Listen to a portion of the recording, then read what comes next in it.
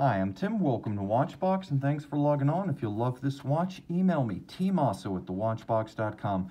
Your purchase and pricing email question line for buying this or any watch you see on any Watchbox platform. Reach out to me at tmosso@thewatchbox.com. It's in the description below.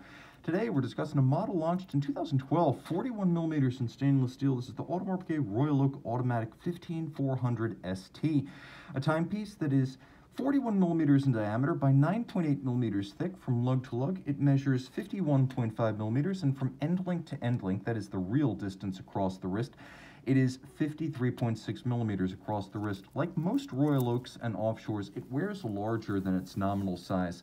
Think of this as more as a 43 to 44mm round watch to get a sense of how it sits on the wrist. You can see it's low. It'll fit underneath the cuff. It's a dress watch, certainly. But from overhead, you can just see how broad it is on my 16cm circumference wrist. It's pushing right out to the edge. And then you can see from this down the barrel shot that although the bracelet does arc out and curve around the edge of my wrist, I don't have a whole lot of clearance. So I wouldn't necessarily recommend this watch for a wrist smaller than 15cm in circumference. But it is beautifully made and very substantial. You can feel the weight of this watch. Just the bracelet on this watch series takes about 11 hours to finish.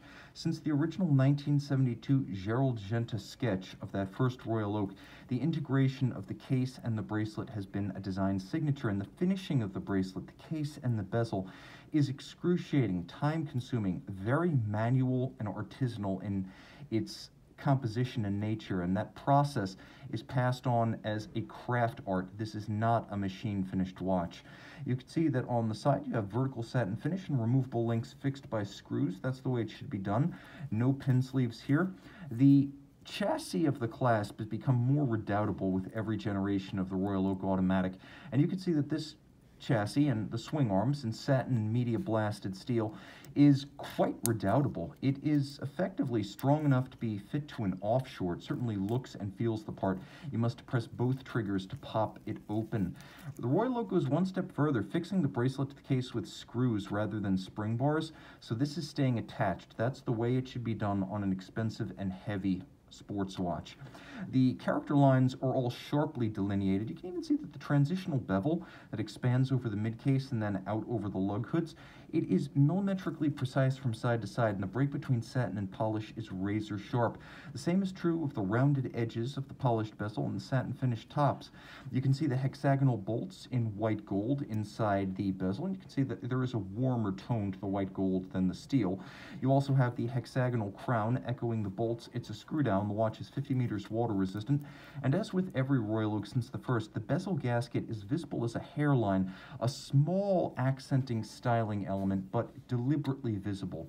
Now rolling over to the dial, you can see that the inner bezel is polished, which creates a wonderful reflective scatter of light across the indices, and you will see that this is the Grande Tapisserie dial, cut on a pantograph lathe after 2012 when this watch was made. This was done in-house by Audemars Piguet on a 19th century mimicry engine that takes a big template and then etches all of the hobnails and textures from the template onto the miniature, the eventual dial.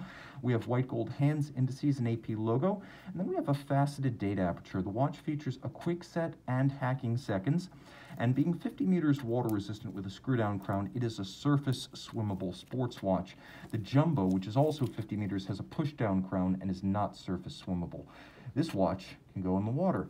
You can see that the movement caliber 3120 was designed as a base movement for the Royal Oak offshore, so it's a pretty tough caliber. It's thin but not too thin, so it deals well with impact. Also, because of the free-sprung Gyromax style balance and the full balance bridge, it's well braced against shock. It beats away at 21,600 vibrations per hour. It pivots on 40 joules, and it has a 60-hour power reserve. The rotor is 22 carats, bi-directional winding for smoothness, and then it features ceramic rotor bearings for minimal maintenance and efficiency. You have the coats of arms of the Audemars Piguet family to remind you that AP is the oldest Swiss watch brand, continuously owned and managed by the founding family since 1875. And this watch, the Royal Oak Automatic, is the flagship, the signature of the brand, the one to buy if you're going to own just one Audemars Piguet. Reach out to tmosso@thewatchbox.com for purchase and pricing. And we're back with the Royal Oak 15400ST.